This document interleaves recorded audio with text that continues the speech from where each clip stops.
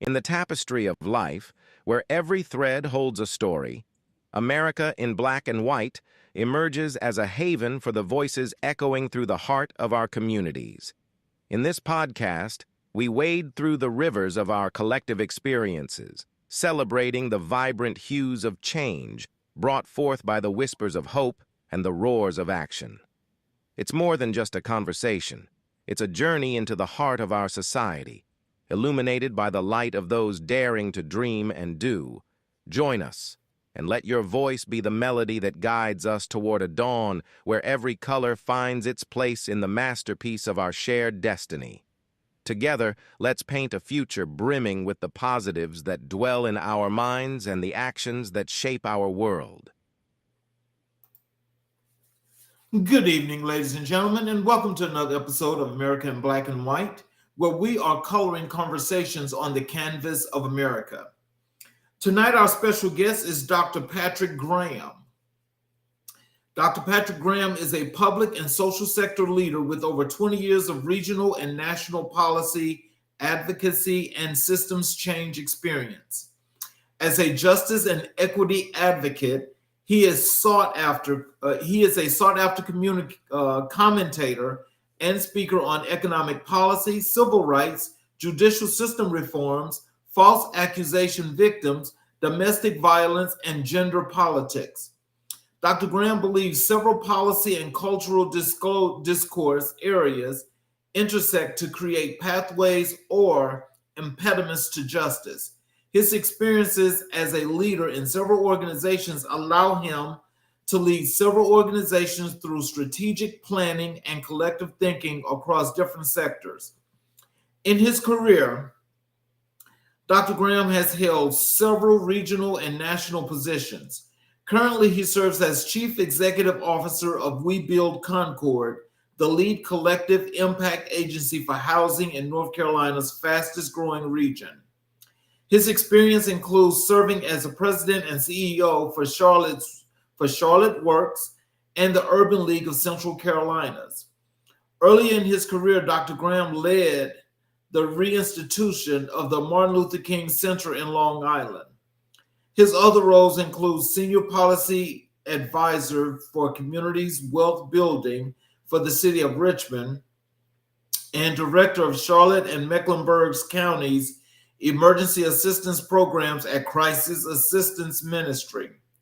Dr. Graham also served on several boards, including the National Fuse Fund Network, North Carolina Social Services Commission, U.S. Complete Count Committee, Advocacy Chair of North Carolina Workforce Boards, and National Urban League Workforce and Education Committees. Dr. Graham currently serves on the board of directors of Policy Pathways Incorporated, Cabarrus Partnerships for Children, and several other appointments. Ladies and gentlemen, I'd like to bring to the show Dr. Patrick Graham. Hello, Dr. Graham. Hey, good evening, Charles. How are you? I am excellent. Thanks for being on the show. Is there anything you'd like to add to your bio before we get into the show? Oh, man, you read too much already. I'd rather just engage with your audience and talk about the issues of today, man. Yes, sir. I definitely appreciate that. And, having a great individual such as yourself could actually has got a lot to teach us to learn about social justice and advocacy. I want to start with that, especially with your coined phrase, not at risk. What inspired you to coin the phrase, not at risk, and how does it challenge traditional narratives about marginalized communities? Yeah, so the term is not at risk, but at opportunity. And the reason that I originally coined that phrase and presented that to the National Urban League Conference was because we often talk about people being at risk. We talk about our youth being at risk. And so what I began to think about more and more is that we don't invest in risk. What we invest in is opportunities. Mm-hmm. And we have to start looking at individuals, particularly from disenfranchised communities, as opportunities, not just for themselves, but for all of us. The reality is there's so much wasted or neglected or untapped human talent in this world, and particularly in the United States, that oftentimes when we talk about workforce shortages or other things like that, we actually have talent in communities that we've just never nurtured and developed. And so we have to really look at them as opportunities as opposed to being risk. You invest in opportunities, you don't invest in risk. Oh wow.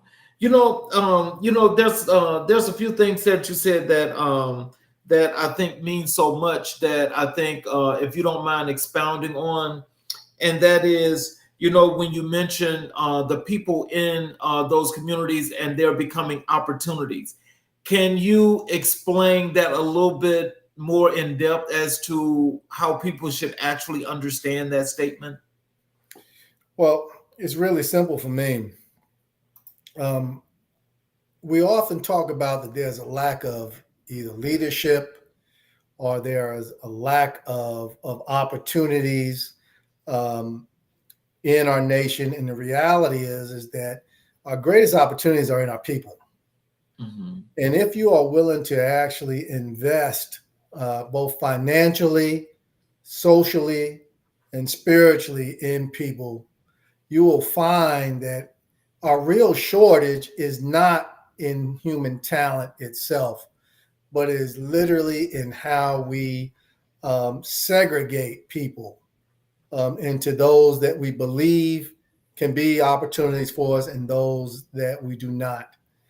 And I found that most of the time, when we talk about the things that we lack, particularly in human talent, it is because we have failed to recognize the abilities of people in communities of color or others in poorer communities that actually could supply a lot of what we need if we were actually to invest in them. And they are our greatest opportunities.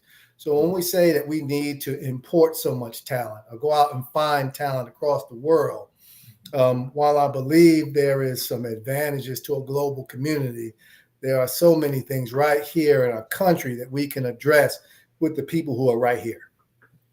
Now, Dr. Graham, I guess, I love what you just said, but I just want to ask you if you can kind of help me to push me along a little bit better here as well.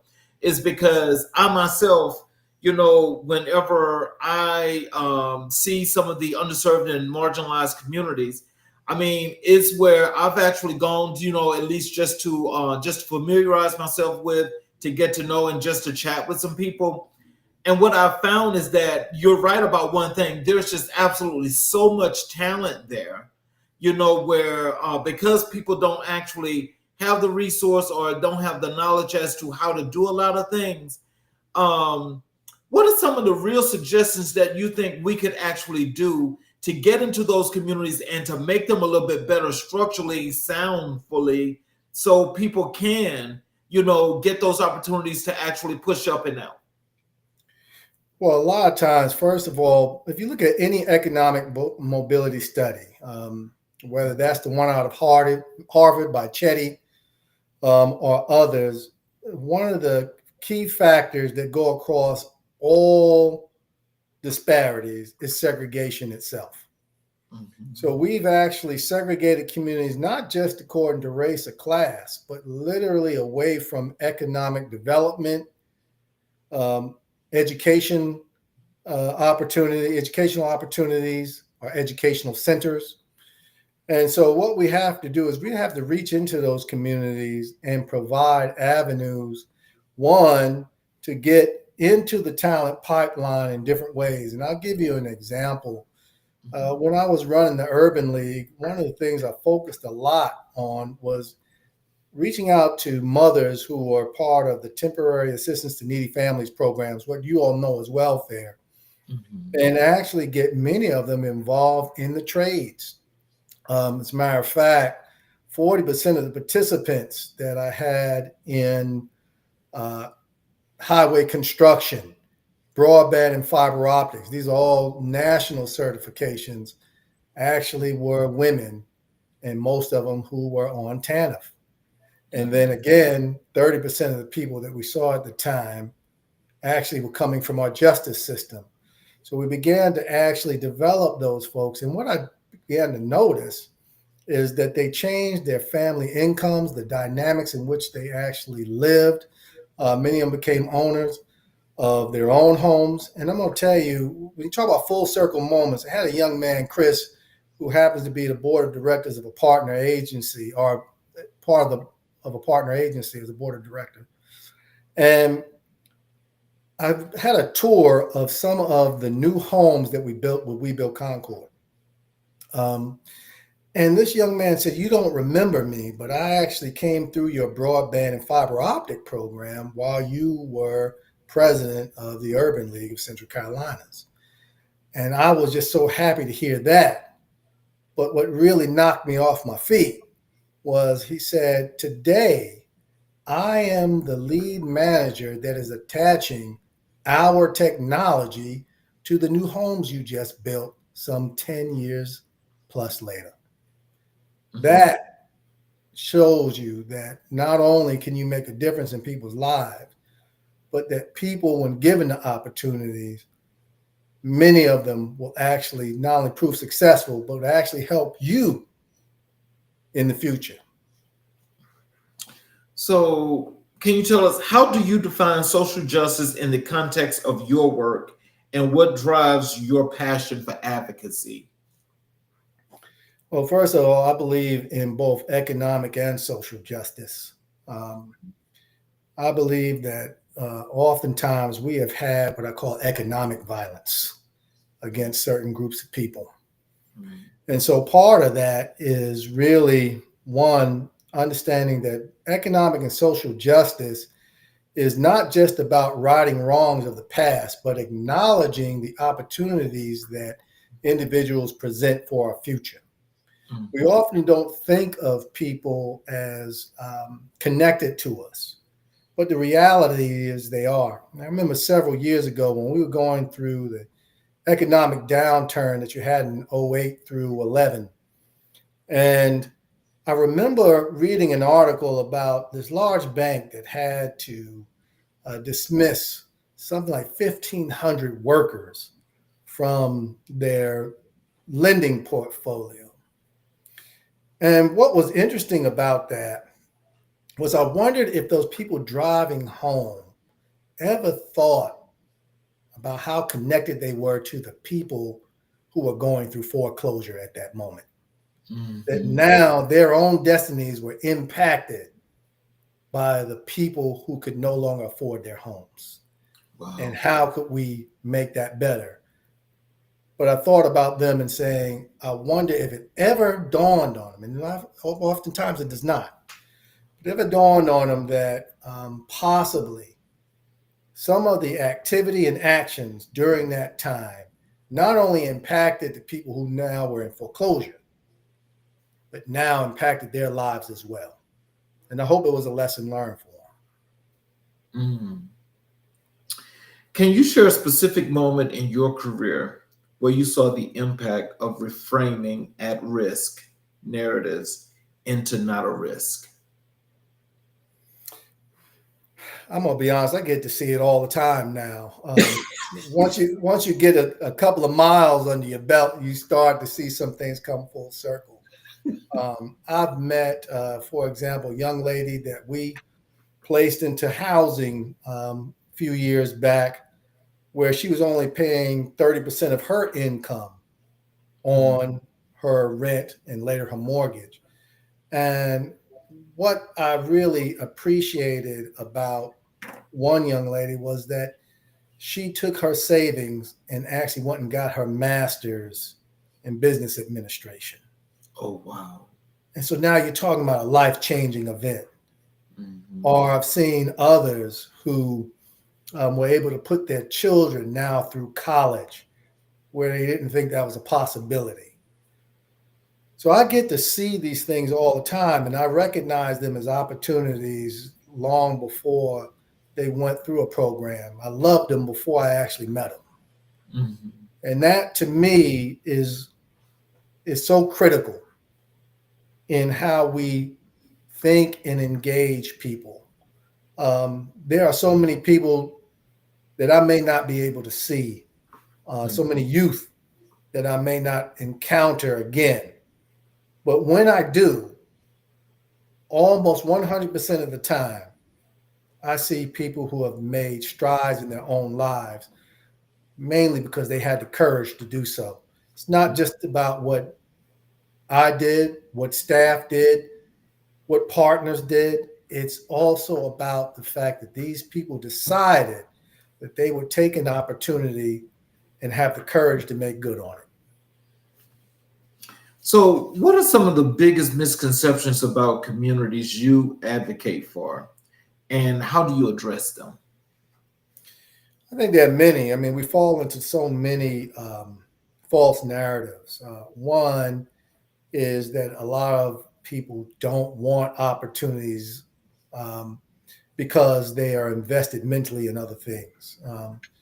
I would say the only truth to any of that is that a lot of folks don't know about some of the new age opportunities in terms of workforce or technology that could provide avenues for them. And that actually is up to us as a community of talent, right? Supporters and advocates to actually bring to those communities. I think the other thing too is some things about their morality. I came from a community where I grew across the street from public housing. Literally, there was a train track about 3 doors down from me. And I often tell people I grew up on hip hop and grits. Right? The latter, grits, really symbolize that a large part of my community came from the South. Even though I was born and raised in New York, they were migrants. And they developed institutions in that community. The Martin Luther King Center that you spoke about earlier actually were developed by migrants from the South who had moved north and experienced civil rights in the South and changed the trajectory of the North when I was there. And so that's the grits. The hip hop was that part of my existence also obviously was in hip hop culture of the late 70s and 80s, as well as the street itself. And so it gave me an ability to really empathize with people, both at a spiritual and also at a very physical level. Mm-hmm. What we call the marrying of the non-secular and secular worlds, understanding that whole notion of grace and what it really means. So when I think about so many people that I've seen, I've had the opportunity to watch Black men and Black women, some poorer whites, some of my Latino and Latina brothers and sisters, as well as many others that were in that neighborhood, really try to strive and support the betterment of their children. I've watched white collar, blue collar, green collar go to work every day. And I think one of the other misnomers about them is their work ethic. We're talking about people who worked hard, much harder than many of us. And to be honest, if many of us were put in some of their positions, we wouldn't know how to survive. But yet they did. And so, I come from a community that actually are gate crashers for this republic and this democracy. These are people who not only gave their lives to make sure that it was better for others, but actually lived with some courage. So I think that that's something that most people don't know about many of these disfranchised communities. Now, with the wonderful work that you do, because it seems like you do an enormous amount of things to help people in various ways in communities, especially those underserved. When you see resources that are being taken away on a continuous basis, that's making it just that much harder for people to survive or to live in particular areas, what are some of the things that you suggest in conjunction with the work that you do that could possibly make this a whole lot easier and a whole lot better? I think a couple of things. One, it comes down to policies. We often talk about people's individual um, rights. We talk about people's individual ability to strive, to pick themselves up by their bootstraps. But I think a lot of times our policies also are in the way. So I would like to see, for example, as we develop neighborhoods, that we begin to think more about how we make sure that those neighborhoods are connected to economic and workforce development opportunities, educational opportunities, so that when we're actually developing communities, we're trying to develop pathways and attachments to those other things. Because oftentimes when we build neighborhoods, housing, etc., we don't think about economic development. We don't even think about infrastructure, how people access it, the ins and outs of it all.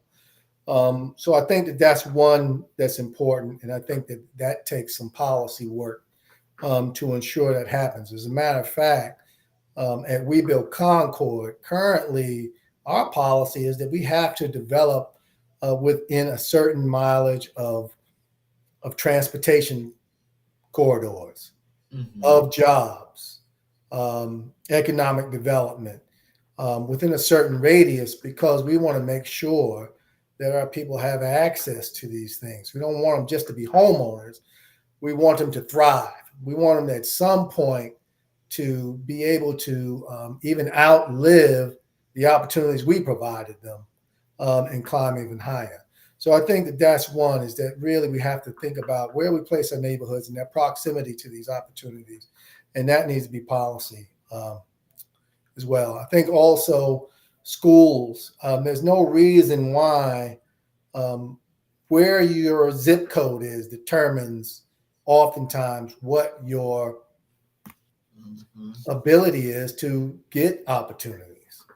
I think that we have to ensure that our school systems allow for the same opportunities that you have in one community, such as a Myers Park or others here in the Charlotte region, as somewhere on the west side of that community. Same thing in Concord, where I do most of my work, or Cabarrus County, which is right outside of Charlotte. And I think that that's important, because what we have seen, particularly in the Southeast, is that a lot of the newfound wealth are basically migratory. These are migrants who are coming down, right, and actually able to take advantage of some opportunities. But those who have lived here most time all their lives, or for long parts of their lives, oftentimes don't get those same opportunities. It doesn't mean that everybody who's moving to these areas, particularly to the Charlotte region, for example, are overflowing with money out of their pockets. But it does mean a higher percentage of people are doing a little bit better that move here versus those who have been struggling here all their lives.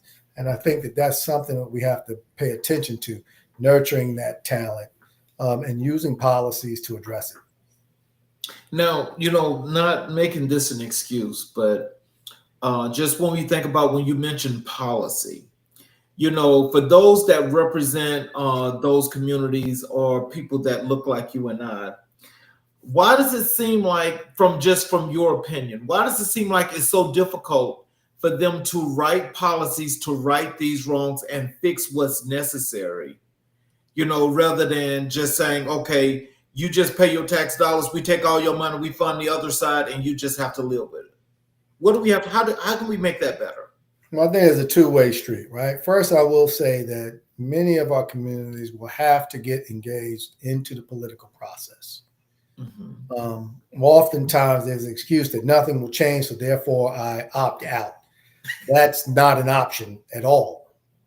So local politics actually determine a lot more in your daily life, even than some federal policies. Now, I will say that those federal and local policies, though, can impact you. And so we have to actually, one, yes, show up to the polls. But the other thing is that we have to do much more civic engagement type of training that keeps people aware of what types of policies, how they can engage with their elected officials and others, the private sector as well, to change things in their neighborhoods.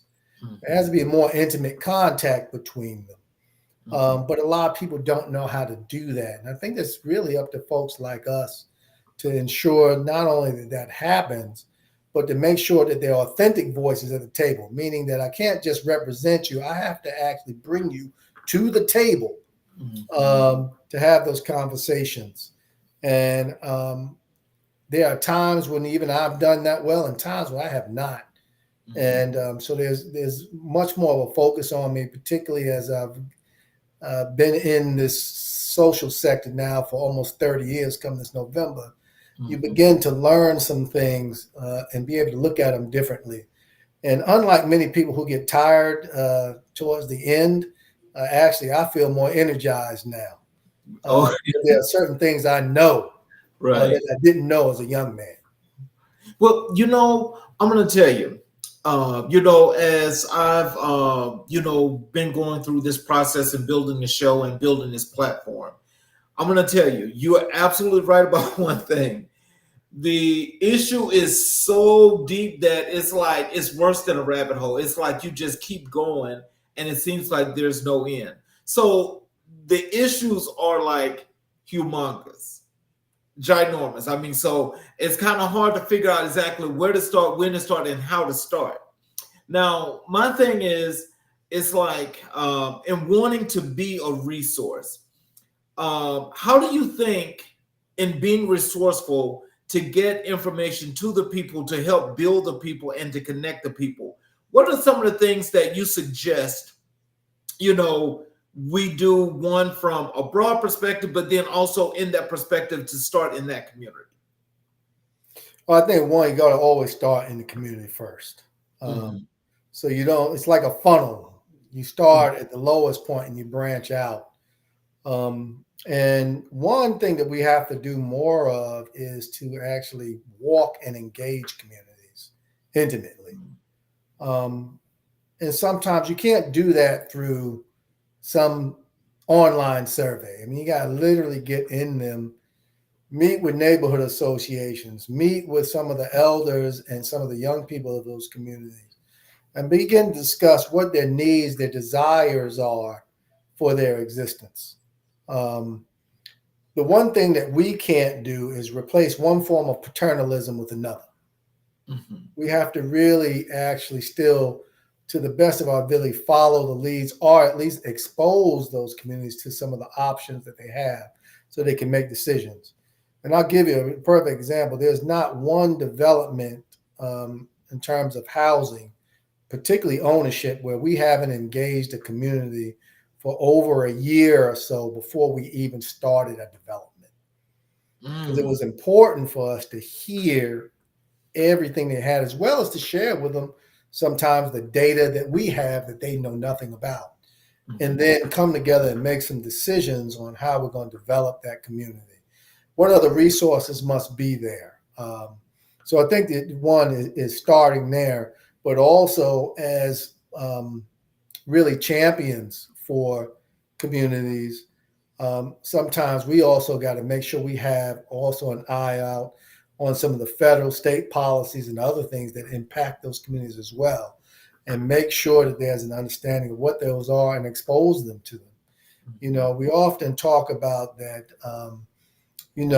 necessity is the mother of invention, but exposure is the father of innovation. And we have to be able to expose people so that they can innovate properly for themselves. So how do you measure success in your social justice initiatives? I think one is when I see individuals and communities who are thriving beyond what you have facilitated for them. So when I have, like, for example, that young lady who goes and gets her master's, that wasn't us anymore. That was her taking advantage of the opportunity and moving forward. When I had a young man, the young man I talked about named Chris actually was formerly justice involved. And so now he's sitting there building the fiber optics, managing that to a community that we're developing. That's something beyond me. I can't do that, Right. but he can. So when I see that, to me, that's success. Yes, I can go on the number of people that in my career I've seen get placed in employment, tens of thousands, housing, social justice, some of the rewriting of rules around criminal justice reform. I was able to actually write one of the first policies during the CARES Act that included victims of domestic violence, for example, as a survivor, to be able to ensure that those people were counted as emergency moves, which actually wasn't in the original legislation, but convinced our regional HUD office to allow it. So it's those type of things that when I see that and I see people actually experience a benefit from that, but then take it further than I or you could take them, to me, that's a great success. So, what inspired you to pursue a career as a social justice advocate, and what keeps you motivated in the face of challenges?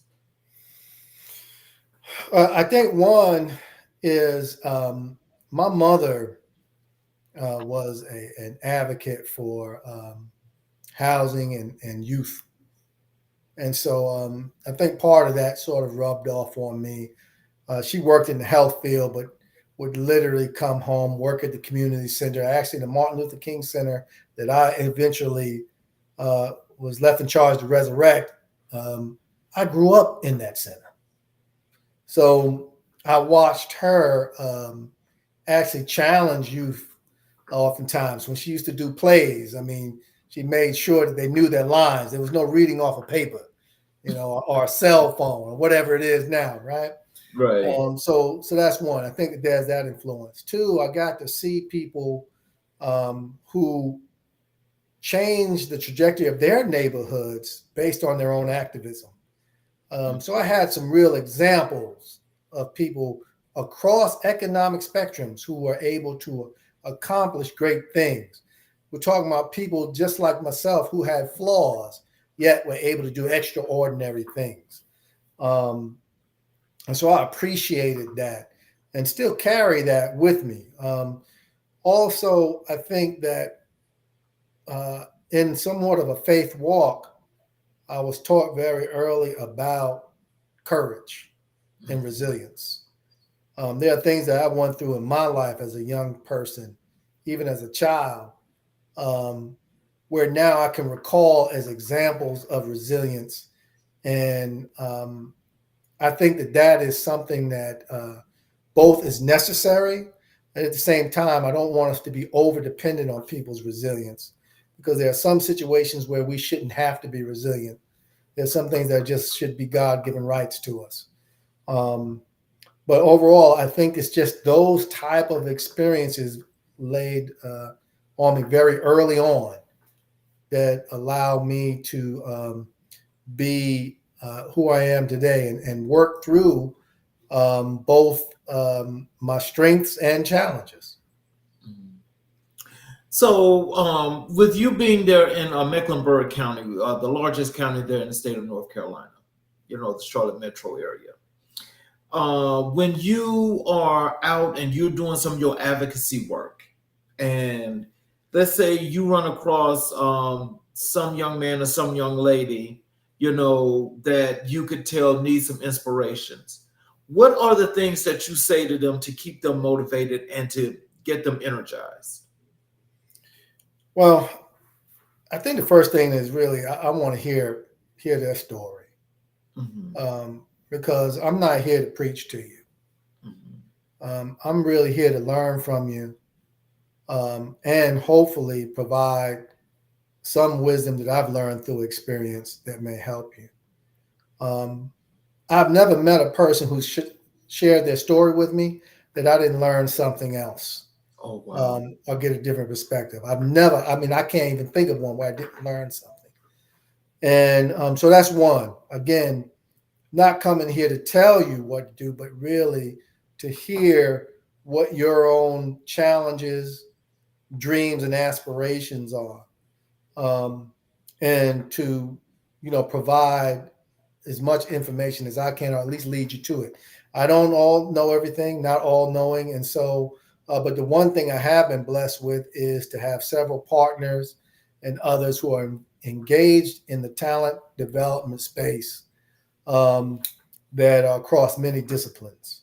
Mm-hmm. And so oftentimes I rely on that network, or if it's something that I can do now, I play a larger role, obviously, in permanent, affordable, and workforce housing.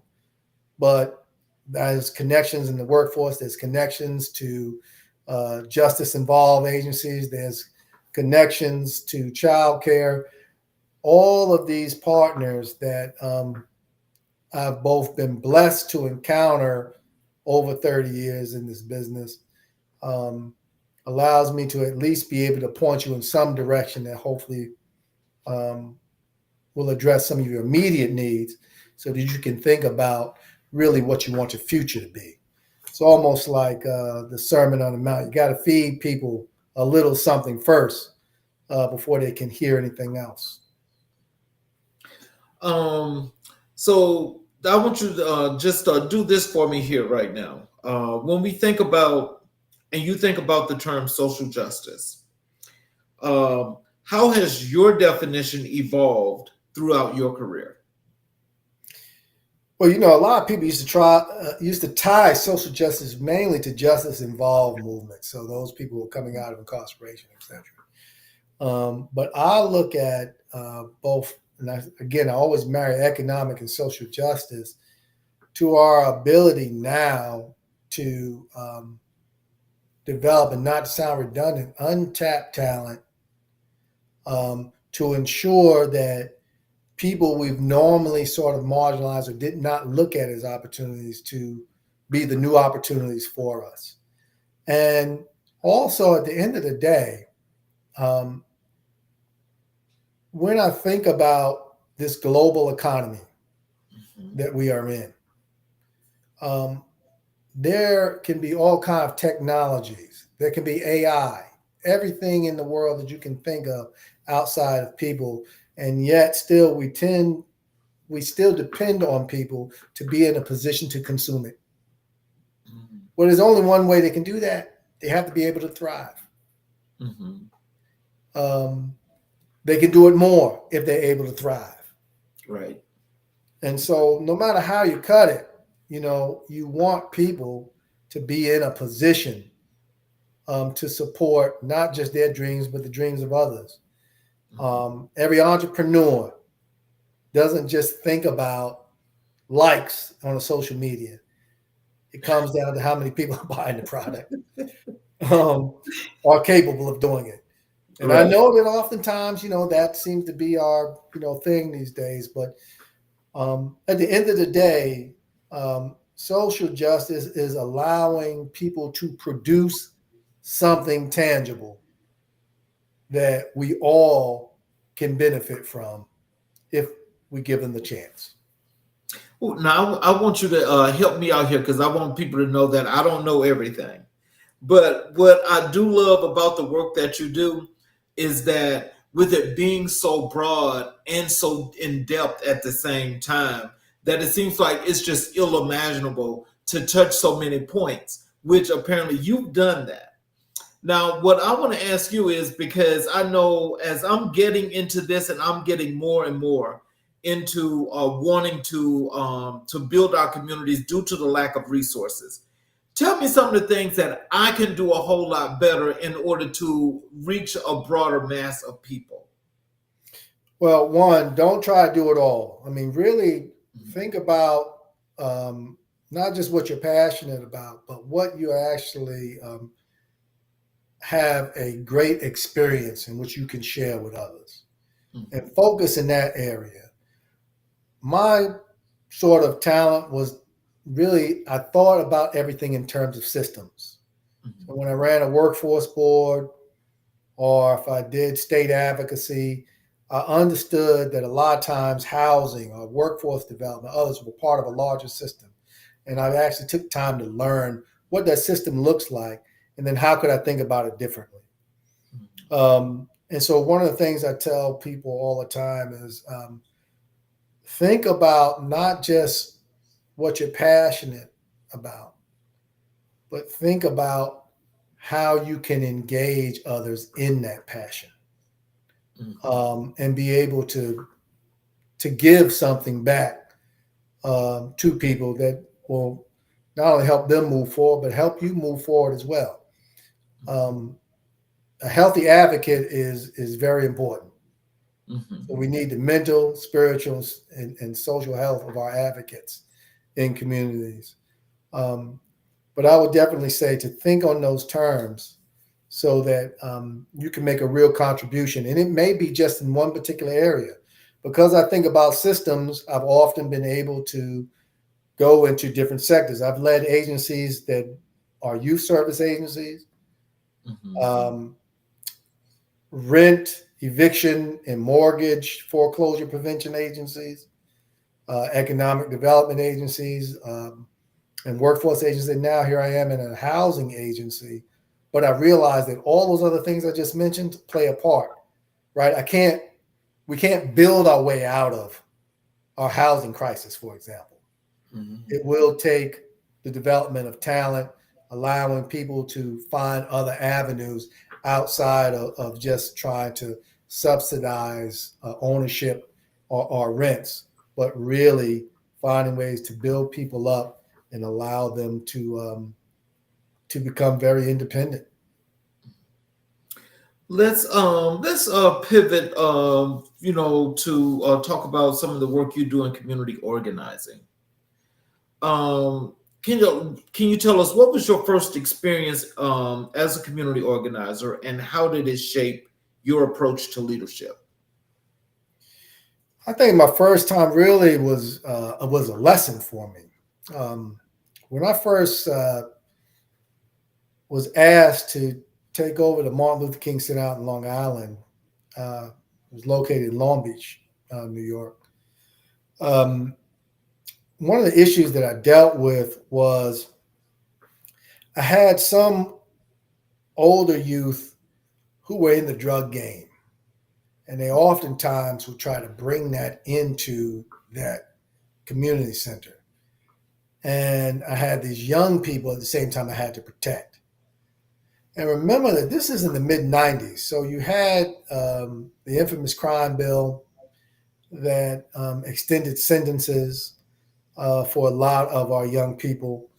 And so I realized that our area, because we had a child care in it, because we had other educational programs in it, really qualified to be a drug-free zone. So meaning that if you sold drugs within 1,000 feet, you literally could get stiffer penalties. And I remember instituting that sort of policy and got the city and some others to back it, but then quickly realized that I had some opposition because people said, a lot of these young people are going to get locked up longer. And what it let me know is that I didn't do enough investigation with community. I didn't engage them enough in this process. And so when I went back and began to have those conversations, I realized, one, that I had made a critical error in not ensuring that those voices were at the table before I made those decisions, even though I thought that it was the right thing to do at the time. But also it let me know about the community organizing. It really helps you understand the complexity of issues. And you begin to take deeper dives that come with some of the best solutions. And so it was through that I began to actually have more conversations, learned how to actually go to some of the go-to people in communities, but then also how you actually get to some of those voices that you don't hear there and really begin to dig and take time. So it's almost like research, right? When I wrote my dissertation, the writing took 1.5 years, but the research took 4 years. And so I began to realize that community engagement is patient. is diving into the complexities and hearing the different stories and points of view. It's ensuring that if there are voices that are missing, that you look for them, and then you find some of the best ways to communicate to them based off of where they are. And that's the greatest lesson I learned about community organization. Meet people where they are. And it bore fruit for me. And I'll tell you, I'll give you an example. When I was senior policy advisor to the city of Richmond, there was a regional framework for housing they were trying to develop. And it was for affordable housing with 5 counties in that region, including Richmond. And one of the things they noted to me is that only 4% of the respondents to their surveys actually were the people they were trying to reach for affordable housing. Oh, wow. When I began to look at their model, they did everything online. And I began to realize they didn't take into account some of the issues with disparities in broadband, access to technology, the way that you explain things. Mm-hmm. And so they came to me and said, is there a way that you think you could help us? And said, I'll take over what I call the equity portion of this study. And quickly, what I said, well, where are these people coming? They were going to Department of Social Services. They were going to workforce agencies. They were going to a lot of different places where I was able to form partnerships and get those people to agree to make that survey as part temporarily of their intake processes. And it would only take them an additional 5 minutes. And sometimes that wasn't through electronic means, but literally was on paper. And so as they did that, all of a sudden, within 90 days, you went from 4% of the respondents being from the communities you were trying to reach that were earning below a certain income to now over 44%. And I learned that from the lessons I learned early on through some of the failures. So I say that your failures oftentimes will provide new opportunities for you to learn.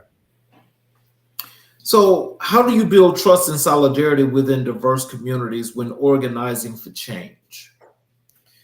I think one is being patient enough to know that trust definitely has to be earned. It will take a long time for you to sometimes earn that trust.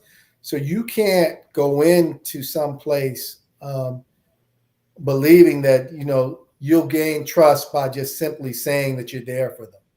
You have to demonstrate that in some ways. Mm-hmm. So I think that's one. Two is understand that a lot of the fears or concerns are embedded in real experiences.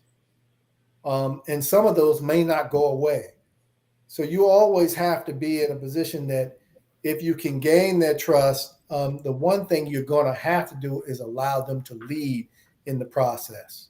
Mm-hmm. Provide the information to others for them to lead, and understand that you're a background player. I often say this, and I've said this before, Dave Chappelle, I love to be a bit character in the dreams of others. Mm-hmm. I don't have to be the main actor, but the supporting role is just as crucial. Yeah, it is, because I think when you have strong support and a strong foundation to stand on, it makes you that much better and that much more positive. Yeah, we don't have to be the front all the time. We can definitely be in the background. And at this stage of my career, I actually prefer it at times a little more, because there's a lot of responsibility that comes with that. Mm-hmm. And it does now. So what are some of the most significant challenges you faced as a community organizer, and how did you overcome them? I think that the example I gave you about the Martin Luther King Center is definitely one of those. So understanding that what you often think is the best solution, if it's not vetted through community, if you're not actually hearing from them, you may be taking a path that's not well received. Or sometimes you may have the right idea, but the wrong method. So I think that really is again, not to be redundant, but it's just really going back to being patient enough to listen to those communities and let them come up with their solutions as opposed to you providing them. So, how do you balance grassroots activism with the need for systemic change at higher levels of power? Well, I think that oftentimes when you're in roles like mine, you become a broker. So you are literally in between those that have resource and those who not only need it, but really those who could benefit greatly from it and make us all better. Um, so I think one is just acknowledging that you are a broker. And so that when you step in the room, that you, with those who have power, that you've actually taken the time to meet with your constituents, to know what their needs are and be able to at times represent them. But most important, maybe provide an opportunity for them to be there themselves. I think the biggest thing that a broker can do is provide opportunities for others to walk into the room. I don't see anything better than that. At the end of the day, too, what we want is for every generation to be much better than we were. And there's only one way to do that, is that you got to provide opportunities for them to be in the room themselves. I can't forever be your voice box. People need to hear from you. So, again, just going back to just thinking about, just the in general part of just gathering people. I often think, to some extent, like how you're saying, just playing that supporting cast or supporting role for people. You're right about it being just as important, but like, let's just say, when you're getting a newly formed, a community where people are trying to get going and so forth. I mean, would you lead that process, or would you just give all of the ideas and suggestions as to how to build and just oversee them? I think for a lot of times it's about exposing them to process. Mm-hmm. So, because you definitely want them to lead. Mm-hmm. One of the reasons that I believe so much in local people determining their own outcomes is because, here's the reality.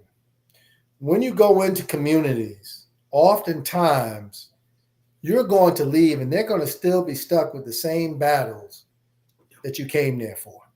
Yeah. And if you can't at least provide maybe thoughts on process and how they can continue beyond yourself, you failed. Mm-hmm.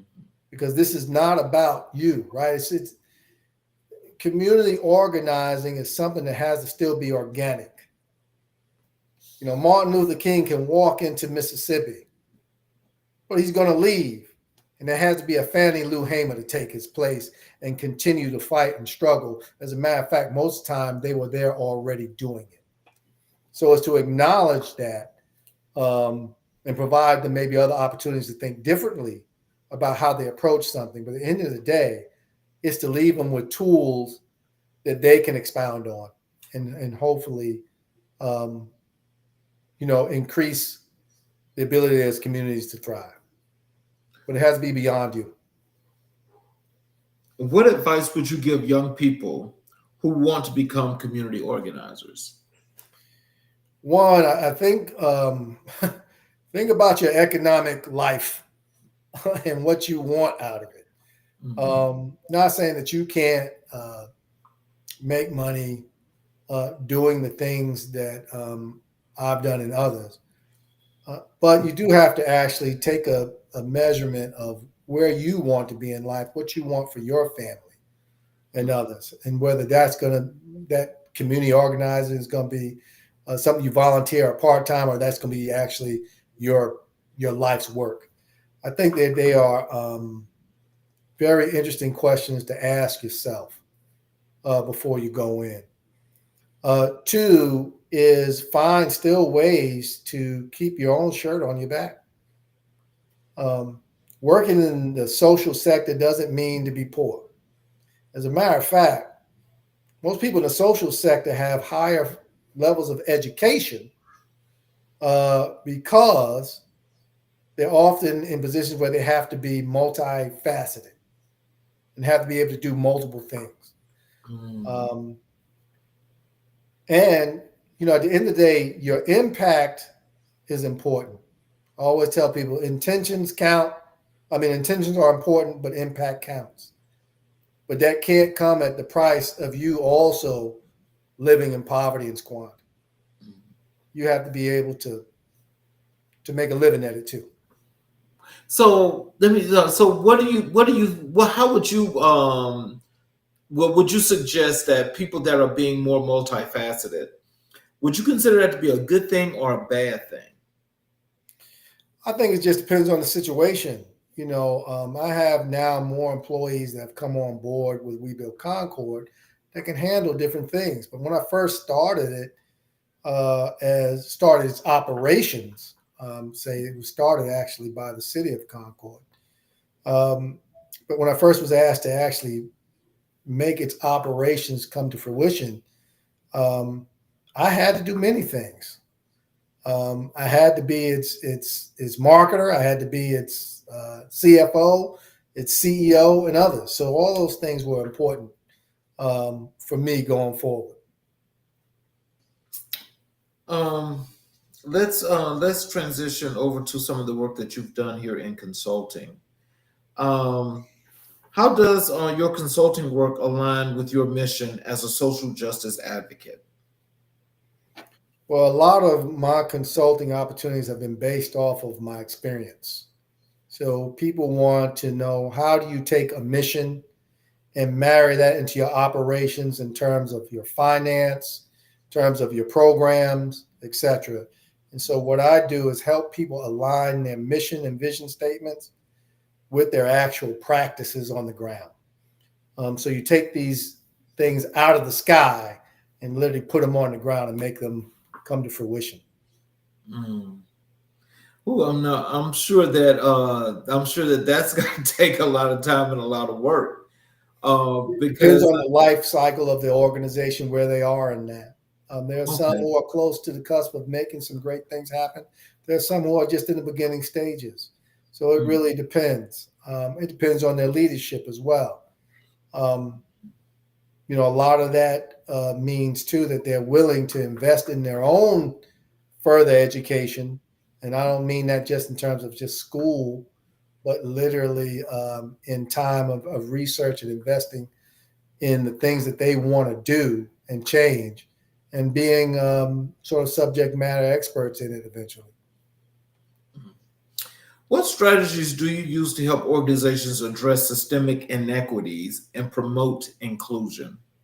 I think the main thing is to start with their own policies, their HR policies, as well as how they're actually addressing the needs of those they serve. So I really look at how they develop talent from within and how they support talent development outside of the organization, but alongside its mission and vision. You learn a lot from people. And again, the one thing I always want them to avoid is paternalism. I think that at the end of the day, we got to get past any God complexes we have. We have to really understand that people have the ability to determine their own destinies if they're given opportunities and the tools to do it. How do you navigate resistance or pushback when consulting on sensitive social justice issues?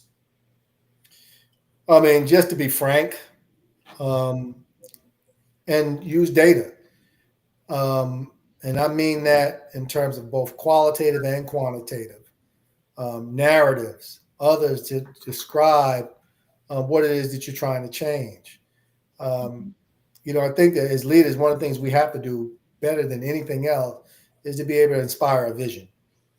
And you you only do that by actually having intimate knowledge about the things that you're trying to change.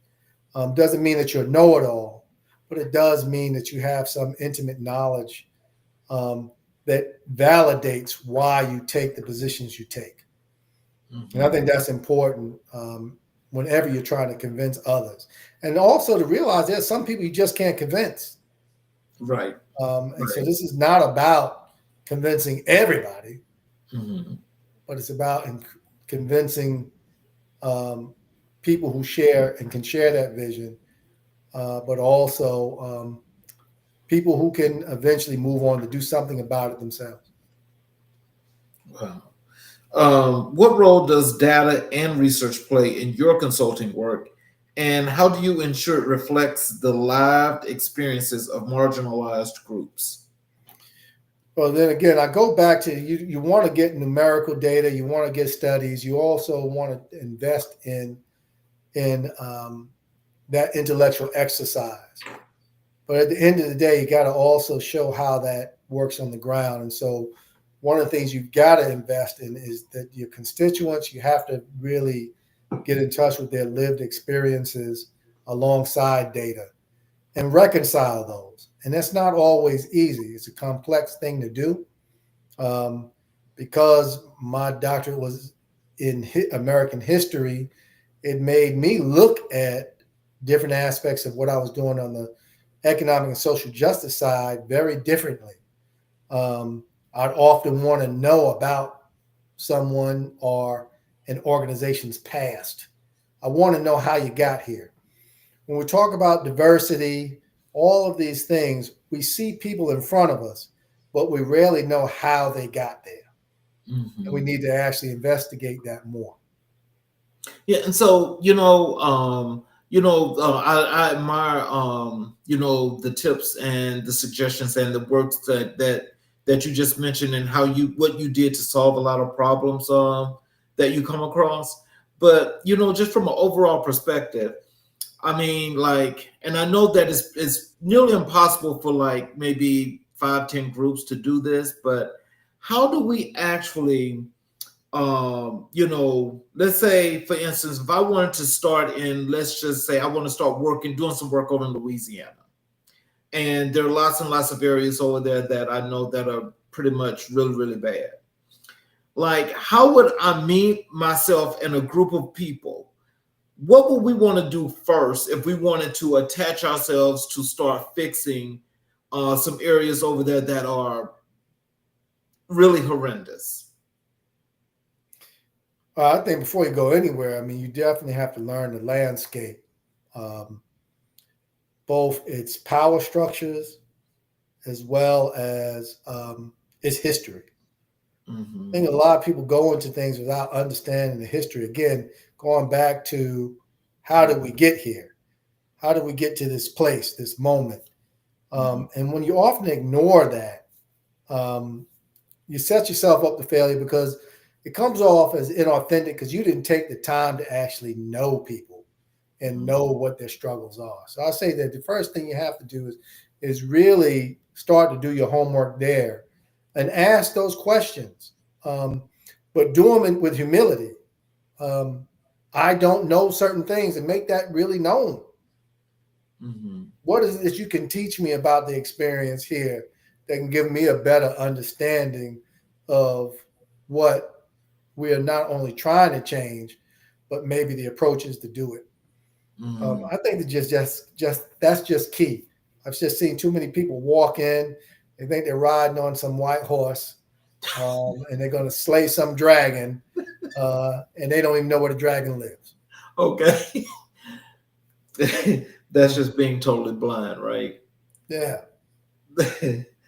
What role does storytelling play in your advocacy work, and how do you use it to shift narratives about marginalized communities? Oh, narratives play a probably more important role than some of the data. And what I found is that when you can get people to tell the stories themselves, it makes a world of difference. We have an annual meeting and breakfast each year where we talk to all of our stakeholders, both those who have benefited, those who have donated, and those who are partners in it, and we did a couple of vignettes, videos of the people who actually not only benefited from it, but who had done tremendous things with the opportunities they were given. And I'm going to tell you, when people heard the voices of those who are actually using and taking advantage of what we had provided, it totally changes their view of not just us, but the people that we support. And most of the time, they have misconceptions about populations because they don't have any intimate contact. So I told you, well, I reached out to you, and I told you that we do Black History 365, and I asked you, who were the most influential people in Black history in your life and your career? You mentioned Ruby Bridges, Martin Luther King Jr., and Fannie Lou Hamer. Can you tell us in the beginning, as when it comes to Ruby Bridges demonstrated incredible courage as a child. How has her story influenced your philosophy of not at risk and your work with youth? I think one, Ruby Bridges, like so many young people at that time, sort of really carried a lot of the hardest parts of the civil rights movement on their shoulders.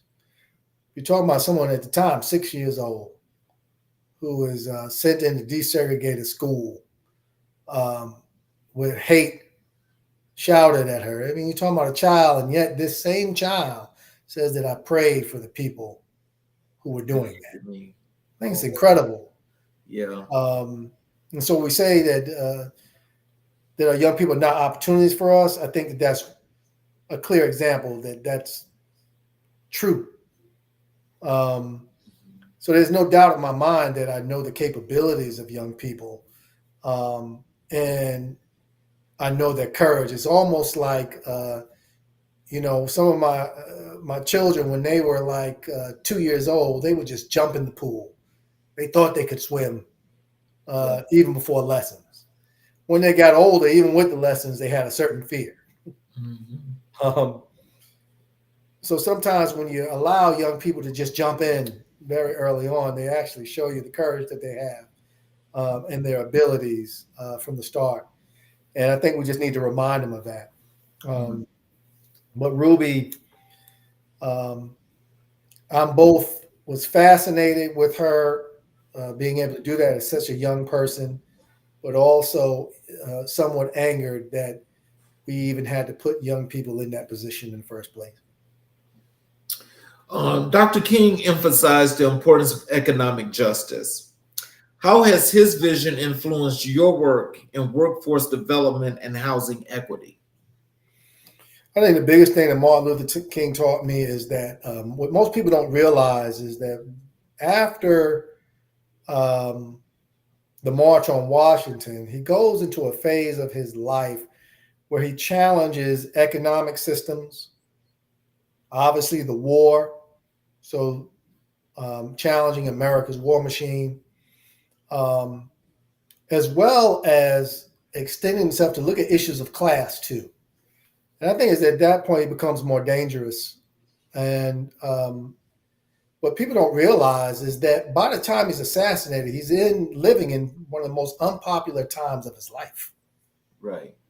Yet he still moved forward with courage to express those ideals, even though they were not as popular at the time. Even some of his fellow civil rights activists began to distance themselves from him. Mm-hmm. And so the one thing that I learned from him is that sometimes your manhood and your notions of justice won't always come in convenient times, but it's actually working through that inconvenience. Yeah, and he definitely did that. I think that his courage during that period is underestimated because people don't realize that this is not the "I Have a Dream" Martin, but this is a Martin who's willing to confront the nightmare and try to make change, even though he wasn't in his most popular period of time. Fannie Lou Hamer was known for her radical honesty. How has her unapologetic approach to justice influenced your advocacy? I think with Fannie Lou Hamer, the one thing I appreciated is that this is someone who took lived experience from the fields of Mississippi and actually used that in her own advocacy. This is someone who had been assaulted, someone who had been harmed, and yet understood that it was up to local people to make a difference in their communities. She wasn't looking for a savior. She decided that she was going to step up herself and try to make that change and did it with enormous opposition. And oftentimes, power-wise, outgunned. And she never shied away. She embraced the challenge in front of her. And so I really appreciate and admire her for that. And it lets me know, too, again, that justice is not convenient. It doesn't come always at the right social time. But nonetheless, you have to push through it. And so she's a great example of it. Ruby's walk into William Frantz Elementary was a moment of quiet defiance.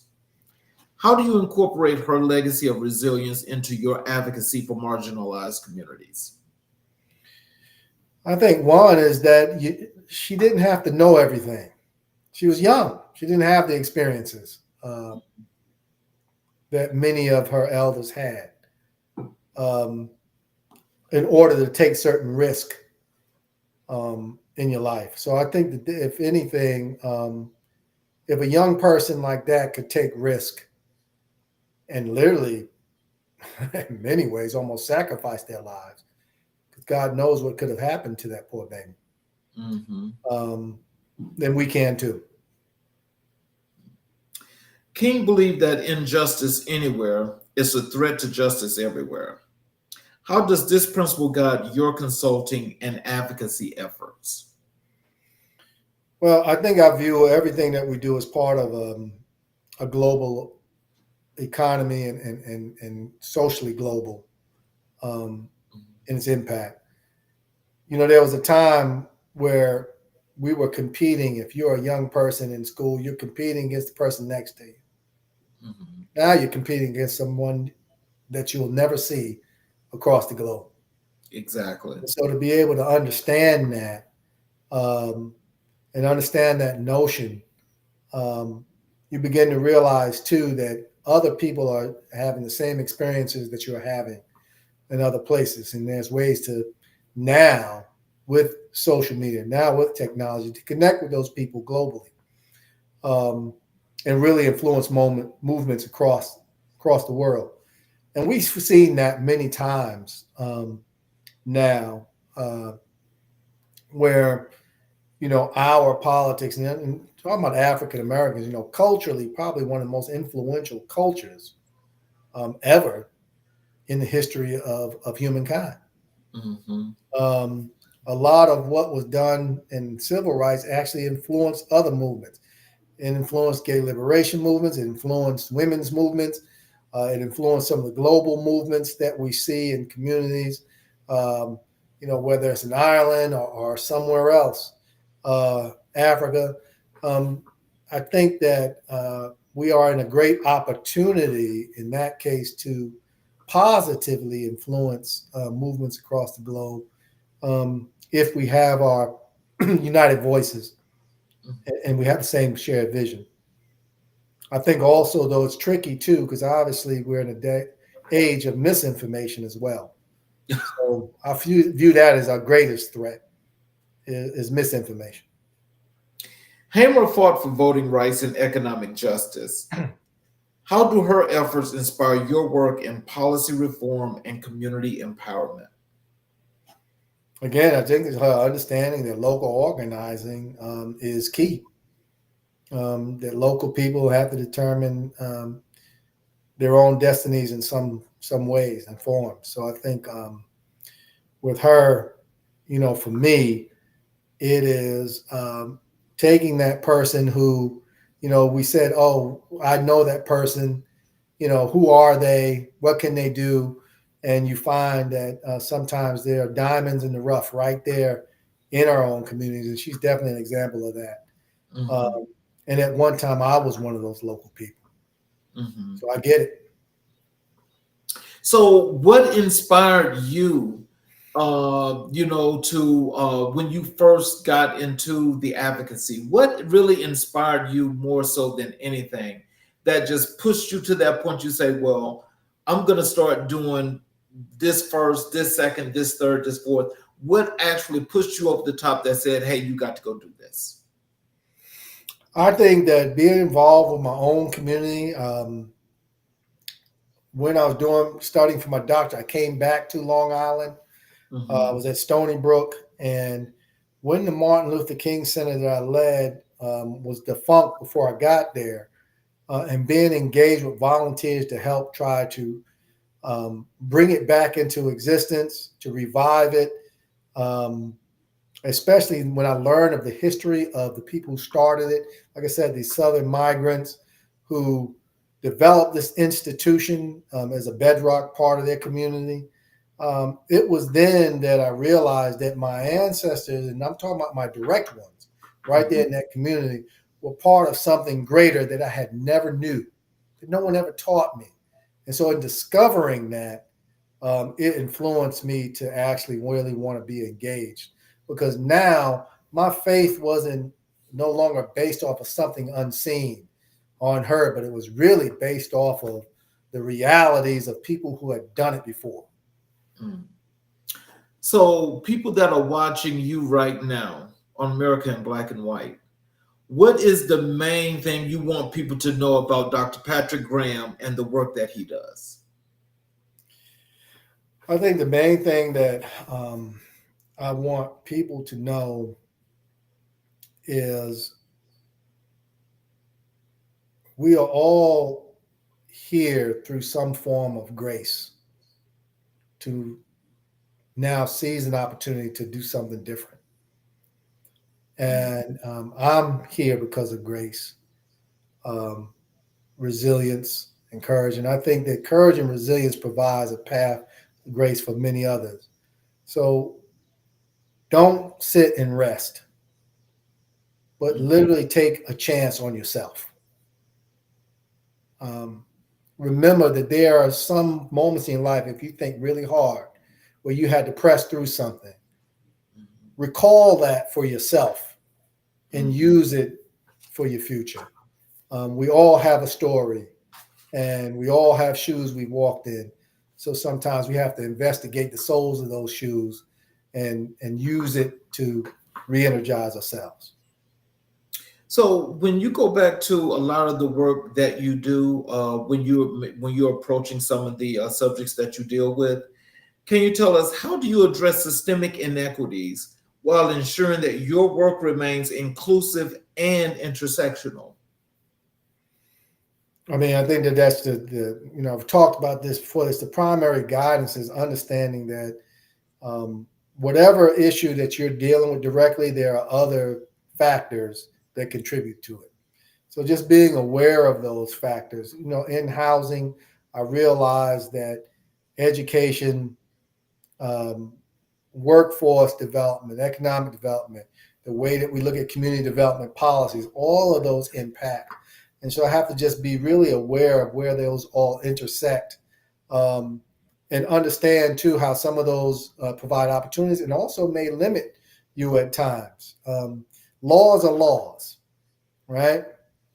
And so we work on trying to change laws that we feel are better, but at the same time, while we're in the midst of them, we obey them and try to find ways to innovate within them.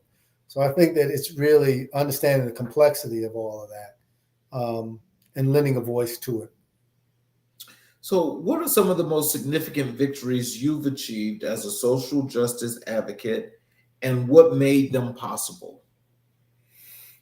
I think being able to get, well over close to $7 million in loans to small minority businesses and women businesses.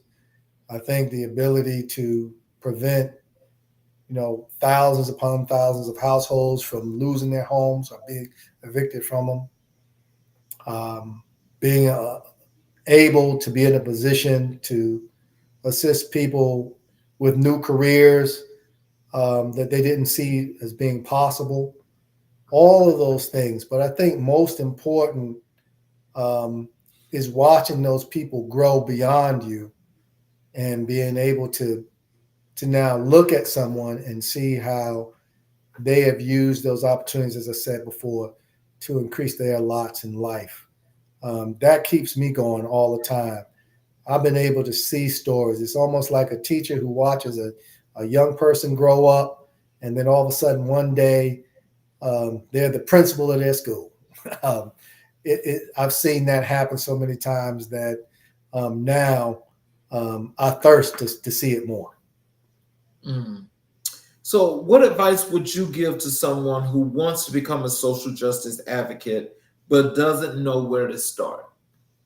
I think the first thing is to really ask yourself why. You have to really have your own why. Your why is probably the most important thing because it'll guide the rest of your career. It'll guide almost every move you make, understanding what your why is. And that's something that no one can decide for you. You have to decide that for yourself. Yep. And can you tell us, how do you stay grounded and maintain hope when progress feels slow or setbacks occur? I've already said before, I've been around long enough. Experience is a wonderful teacher. And so I've been around long enough that I've seen enough human victories over time that I can hold on to that optimism. I've seen some setbacks too. But, one victory outnumbers for me several setbacks. Mm-hmm. And so I've seen enough victories now that you can't convince me that things aren't possible. You just can't at this point. So, how do you measure the impact of your advocacy efforts, and what metrics do you use to determine the success? Well, I think that there's, shared metrics of people, how many people are in employment and increasing their ability to earn more, or how many people are actually placed in positions of ownership of their properties, for example, and doing it at an affordable rate, how that impacts their stability or ability to thrive. And actually use a measurement called the stability measure to actually measure those things. But again, it goes back to the narratives that many people have shared. And so those I use their stories more often than anything else to talk about impact. What are some of the biggest misconceptions about social justice advocacy, and how do you work to dispel them? I think the biggest misnomer is that people really don't want to thrive and be independent. I think it's one of the things that I find that permeates through a lot of this type of work. And the one way that I do that is actually through those stories. I mean, we've talked about this time and time again, but it's just going to come back to those. Mm-hmm. So to me, it's a reoccurring theme. Another question here about Ruby Ridges. Ruby Ridges reframed vulnerability as strength. So she reframed it as strength. So how do you help young people see their potential in the face of systemic challenges? Well, I actually normally ask young people to talk about a time where they had to overcome something, Mm-hmm. no matter how small it seemed. We all need examples. and talk about sometimes their relatives. We're always looking for our heroes to be in some book when they're sometimes right next to us. Mm-hmm. So to really talk about your family history, to really investigate that, and to investigate also yourself. Where are times where you've had to overcome something that you may not have even thought about? And then when you begin to think about it, you have some real examples for yourself. I think Mm-hmm. that's just important for us. History is not about um, people who are just in the books, but they're actually the hundreds and thousands and millions of people who are somewhere left out of those pages. Mm-hmm. Um, and a lot of times that you're one of them. Mm-hmm. Dr. King merged faith, intellect, and activism. How do you balance these elements in your own leadership style? I think that one, um, growing up in a community that had so many migrants who came to the North through faith and through a belief that they could make it, and actually created institutions there that created some change. Um, I think I got a lot of that organically, um, just from the people around me. I think, though, it was when I got wise enough or old enough to realize what they had done, and to learn more about their stories, I think was the most beneficial for me. Um, and that happened actually when I was in my mid 20s. Mm-hmm. Um, so I didn't even know the stories and the history around me until I got into my mid 20s. It influenced me so much. I wrote my dissertation about it. Oh, wow. Can you tell me where can I find your published work? Yeah, so they have that at Stony Brook. It's called Mhm. "We've Come This Far by Faith," and it basically talks about how these Southern migrants came to the North through their experiences and changed institutions there, Oh, particularly on my part of Long Island. oh, wow. Fannie Lou Hamer created the Freedom Farm Cooperative to fight poverty. How does your grassroots organizing align with your initiatives in affordable housing development? Very simple. We don't start any developments until we actually speak with local communities over long periods of time. Um, we just finished 26 townhomes, which is the largest community development opportunity provided in a historically Black community called Logan in Concord. Small community, 1,800 homes. But what we realized is that we were actually in discussions with that community for almost 3 years before we did that development. So I think it plays a crucial role. We learn about needs and desires through those connections, and we got a lot of support for that development even after it was complete. You mentioned a lot in the beginning about economics, and I wanted to get your opinion on this one last question, and that is for the times that we're in right now. Can you help our audience to understand how fiscal policy and monetary policy play a very, very important part to their survival? Yeah, absolutely. I think that fiscal and economic policy really sort of oftentimes dictate the parameters that you're going to operate in. Mhm. So you need to really be familiar with those.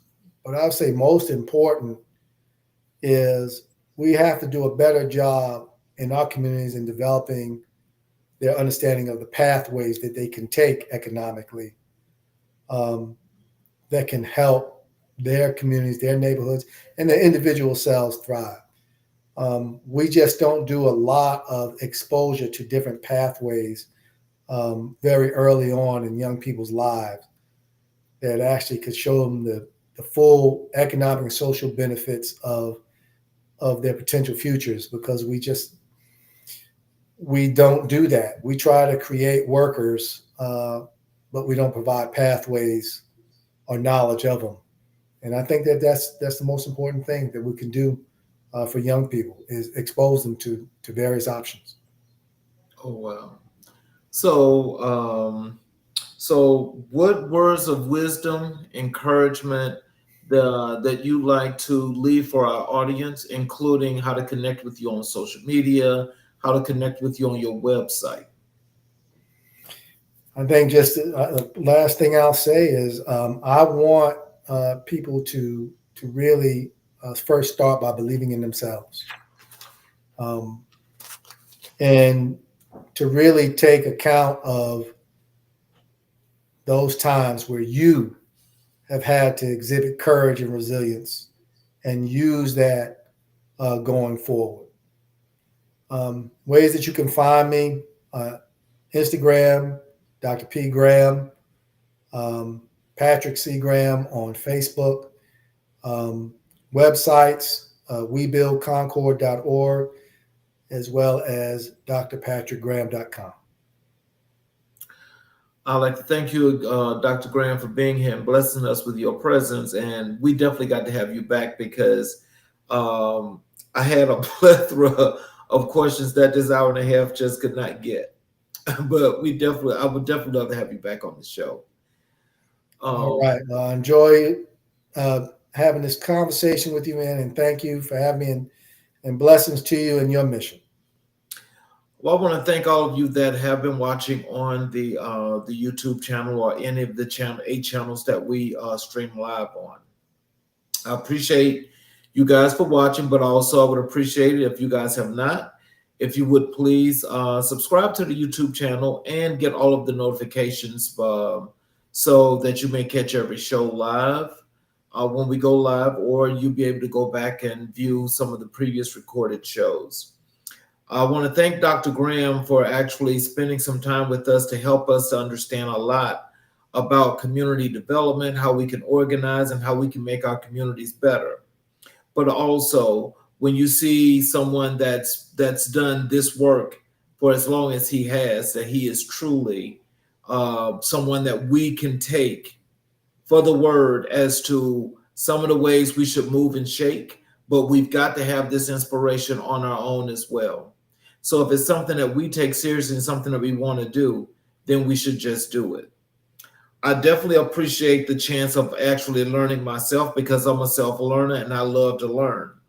And I appreciate this because I want to also be able to do better as well when it comes to connecting with different communities to help them in their building and their growth. You guys, please take the time and connect with Dr. Graham, because I'm sure that if you got any questions or concerns, he'll be able to answer those questions for you. And so I'll just thank you guys again for being here for a great show on Monday. Join us again tomorrow night as we have another great show for you. And you guys have a great evening. Thank you again, Dr. Graham. And I'll be in touch with you.